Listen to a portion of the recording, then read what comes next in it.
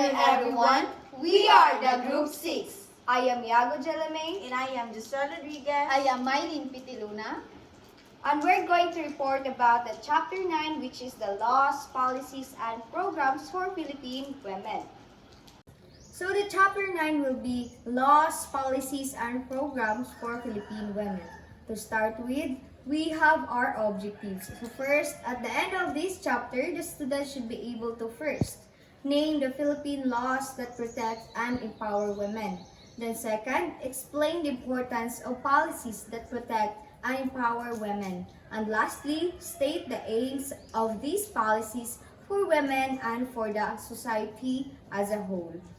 Now, to begin with, we have feminization of poverty, wherein daring the pita is the phenomenon in which majority of the world's poor are women. So mostly ang pinakapobre sa kalibutan is women. And next is to ensure gender equality, the BPA formulated the 12 critical areas of concern that need urgent action.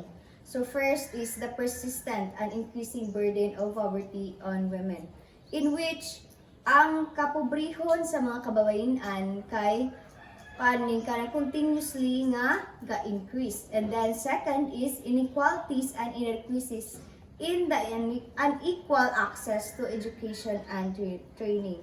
Wherein dili na fair ang kanang pag-access nato sa education, which is ang men ra ang mostly mo nahatagan og pabor ag sa training pod. Same ra gyapon siya nga dili equal o dili balance ang paghatag og kanang sa access, education and training. And then third, inequalities and inadequacies in an unequal access to healthcare and related services. So wherein ang kuan Japon ang pag-access nato sa kanang healthcare sa atong pangkalusugan o sa ato ang kanang healthcare kanang sa mga related sa ato ang kanang health o sa ato ang kanang kapiskay sa atong kalawasan, dili Japon fair ang treatment nga gihatag o dili fair ang services nga gihatag sa government. And then 4, violence against women.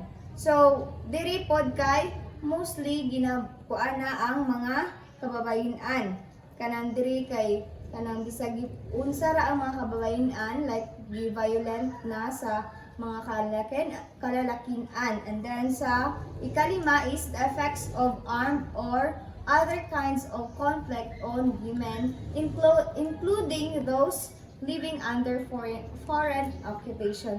So diri kay anang nagka-conflict na, which is katong most especially katong mga narbaho gawa sa ato ang nasod. Then 6 is inequality in economic structures and policies in all forms of productive activities and in access to resources. Wherein nga ang kanang mga sa kanang sa atong pagkuha og mga products like kanang mga mao man siya daily source nato sa ato ang pangabuhi.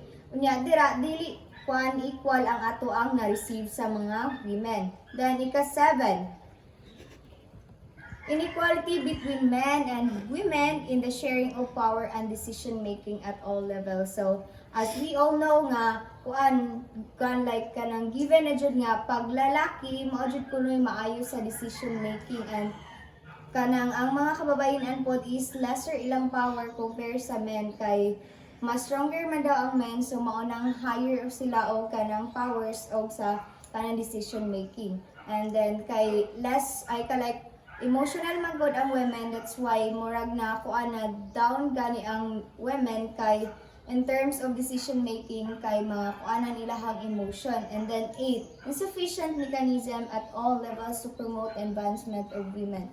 So diri kay the lack of mechanism para mag-support unta sa kanang pag-unlad gani sa kanang mga kababayan para mo support unta parang mas ma-promote o mas ma-advance ang mga kababayan. So the 9 and the ika-12 will be reported by my co-reporters. Number 9 is lack of respect for and inadequate promotion and protection of the human rights of women. Lack of respect for an inadequate promotion and protection of the human rights of women means that women's rights are not fully recognized or upheld, leading to various forms of inequality and harm. This includes laws that don't treat women equally, failure to protect women from violence and discrimination, economic disparities such as lower wages and limited job opportunities, and underrepresentation of political leadership roles. Cultural norms may also restrict women's opportunities and freedoms. Additionally, women often have less access to education and healthcare. All these factors together prevent women from fully enjoying their rights and participating equally in society.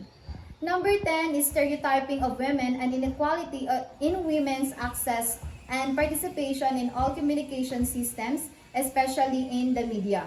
Stereotyping of women and equality in their access to and participations in all communication systems, especially in the media, means that women are often portrayed in limited, biased rules and face significant barriers to fully participating in these systems. Stereotyping involves depicting women in ways that reinforce traditional, often negative assumptions about gender roles, such as being primary caregivers or being valued mainly for their appearance. This kind of portrayal limits the diversity of women's in identities and contributions. Number 11 is gender inequalities in the management of natural resources and in the safeguarding of the environment. Gender inequalities in the management of natural resources and the safeguard of the environment refer to the unequal access, control, and decision-making power between men and women regarding the use, conservation, and governance of natural resources and environmental protection, often resulting in women having less influence and fewer benefits from these resources and policies, despite frequently being more dependent on them for their livelihoods and daily needs. The last one is persistent discrimination against and violation of the rights of the girl child. Persistent discrimination against and violation of the rights of the girl child refer to the continuous and systematic unfair treatment and abuse that girls face, which includes being denied access to education, healthcare, and opportunities, as well as being subjected to harmful practices like child marriage and gender-based violence, thereby hindering their development, well-being, and ability to enjoy their fundamental human rights. A strategy for making women's as well as men's concerns and experiences an integral dimension of the design, implementation, monitoring, and evaluation of policies and programs in a political, economic, and societal spheres so that women and men benefit equally and equality is not perpetuated. It is the process of assessing the implications for women and men of any planned action, including legislation, policies, or programs in all areas and at all levels. Next is MDG and SDG. MDG stands for Millennium Development Goals and SDG stands for Sustainable Development Goals. Okay, so here are some key laws, policies, and international treaties related to women's protection in the Philippines. First is Republic Act 9710 or the Magna Carta of Women. This law was enacted in 2009 and serves as a comprehensive women's rights legislation in the Philippines. It covers various aspects such as protection against discrimination, violence against women, and the promotion of gender equality and women's empowerment. The second one is Anti-Violence Against Women and Their Children Act. So this law, also known as Republic Act 9262, was enacted in 2004. It aims to protect the women and their children from violence, including physical, sexual, and psychological abuse. It provides for the issuance of protection orders and establishment of support services for victims. The next is Gender and Development or GOD policy.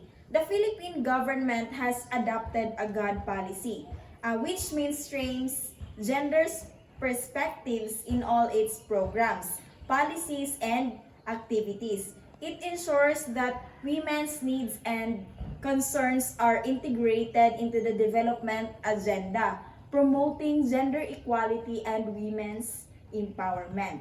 So the next is Philippine Plan for Gender Responsive Development, or the PPGD. The PPGD is a strategic framework that guides the government's efforts in promoting gender responsive development. It focuses on key areas such as women's economic empowerment, social protection and participation, and ending violence against women.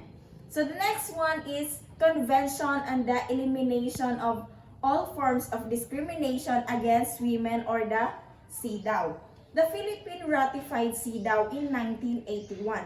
This international treaty obliges the government to take measures to eliminate discriminations against women and promote gender equality. It provides framework for addressing gender-based discrimination and violence against women. The next is Beijing Declaration and Platform for Action. The Philippines, along with other countries, adopted the Beijing Declaration and Platform for Action in 1995. This global agenda outlines strategic objectives and actions for achieving gender equality and women's empowerment in various areas, including education, health, and political participation. So the last one is the 1989 Convention on the Rights of the Child, Article 41. So nothing in the present convention shall affect any provisions which are more conducive to the realization of the rights of the child and which may be contained in the law of state party or international law in force for that state.